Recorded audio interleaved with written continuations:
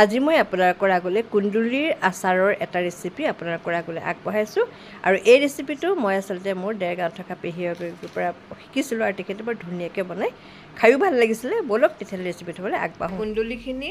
ভালকৈ ধুই ল'লোঁ আৰু এটা কুন্দুলিখিনি মই মাজতে কাটি দুফাল দুফাল কৰি ল'ম আৰু এটা প্ৰেছাৰ কুকাৰত মই 2টা হুইচেল দি কুন্দুলিখিনি সিজাই ল'ম এয়া চাওক কুন্দুলিখিনি কুকাৰত সিজাই লোৱাৰ পাছত তাৰ পাছত মই কুন্দুলিখিনি এটা দিন ভালকৈ শুকাই ল'লোঁ যাতে পানীখিনি তাৰ পৰা নাইকিয়া হয় ডাঙৰ চামুচে এচামুচ গোটা ধনিয়া আৰু এচামুচ চফ গুটি আৰু আধা চামুচ মিঠি গুটি আধা চামুচ ক'লা সৰিয়হ আৰু আধা চামুচ বগা সৰিয়হ আৰু ডাঙৰ চামুচে এচামুচ জিৰা গুটি লৈছোঁ আৰু এইখিনি মই এতিয়া ভালকৈ ভাজি ল'ম এইখিনি এনেকৈ এখন টাৱাত পেন এখনত ভাজি ল'ম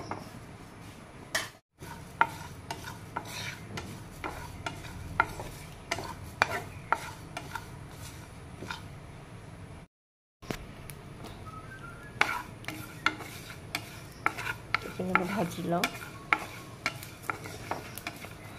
ফুটিছে লাহে লাহে গেছটো অফ কৰি দিছোঁ এয়া হৈ গৈছে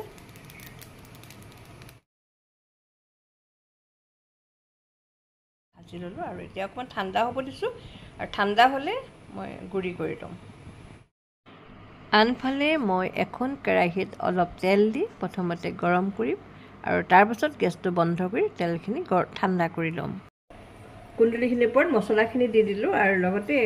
ঠাণ্ডা কৰি থোৱা তেলখিনি দি দিছোঁ যিখিনি এতিয়া এইখিনি মই এতিয়া ভালকৈ মিলাই ল'ম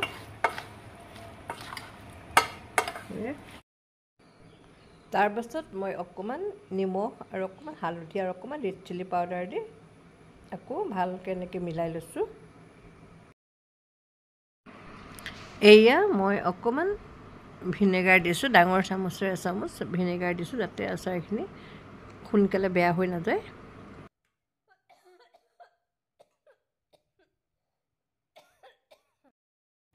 এয়া আৰু লাষ্টত মই অকণমান চেনি দি দিছোঁ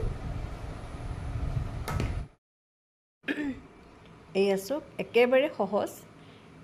এতিয়া ঠাণ্ডা হওক ঠাণ্ডা হ'লে মই এটা বটলত ভৰাই থ'ম আৰু মাজে মাজে ৰ'দত দি থাকিব লাগিব কিন্তু এনেকৈ খাই চাব সঁচাকৈ খাবলৈ বৰ ভাল লাগে